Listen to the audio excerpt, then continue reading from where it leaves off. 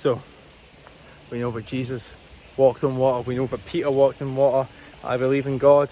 I believe I can walk on the water.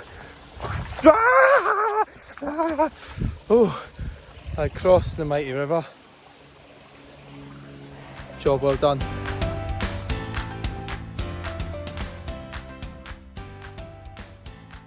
Courage, bravery. What do you associate with these words? You probably think of the nurses fighting against COVID-19, or even the soldiers who go off to war and fight for our country. These are really noble causes, and don't get me wrong, giving your life and putting your life at risk, that's about the bravest thing you can do. But the more when I look to my own life, and I think of the times where I need to be brave and I need to be courageous, I think to the story of Peter stepping out of the boat and onto the water. Now, if you're not very familiar with the Bible, you may just think, did he just say onto the water? Can't he walk onto the water? You could only walk into the water. If you walked on the water, you'd sink. And you'd be right. But in the Gospel of Matthew, the disciples find themselves in the middle of this sea storm, which is really wild and the wind is really rough, and they're at real danger. And in the middle of the storm, they see this figure in the distance, which at first they think is a ghost, but then they realise it is Jesus. And when Peter realises this is Jesus, he feels like he needs to go to Jesus. He has this desire to be with Jesus. And he asks Jesus, can I come and join you? And Jesus says, come. So Peter takes a step out of the boat and he steps onto the water and he stands. And he takes another step and another step and another step, and he's walking along the water and it's all going well until he realises how insane this is. He thinks it's impossible and he starts to sink. Once he starts to sink and he starts to drown, he calls out to his Lord. He calls out, Jesus, save me. And Jesus comes and grabs him and pulls him out of the water. Now, what is the moral of this story? Is it that we should all go and take a walk down the Clyde? Or should we stroll across the sea to Ireland? No.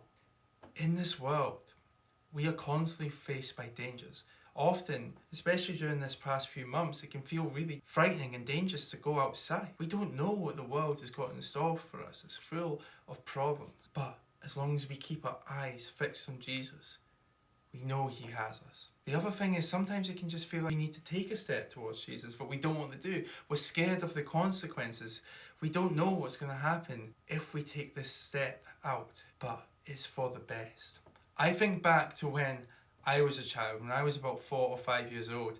I was always hungry. I was always hungry, first of all, but especially when I went to bed at night, I'd get really, really hungry. I'd start rumbling tummy and I couldn't sleep. Now, the best thing to do in this scenario, and I knew this, was to go to the kitchen and get something to eat. There was no rules against it, but I'd have to run through this dark corridor, and I was scared of the dark. I thought there'd be monsters there. I'm sure many kids had this, and many people still do have this, but it would stop me of getting something to eat. And it means I'd be really tired at the time because I wasn't sleeping, because I was too hungry to sleep. One night, I decided, you know what? I can't take this anymore. I'm going to go for it. And I jumped out of bed and I ran down the corridor. And as I was running down the corridor, this arm grabbed me and picked me up. And I thought, oh no, the monster's got me. It wasn't a monster. It was my dad.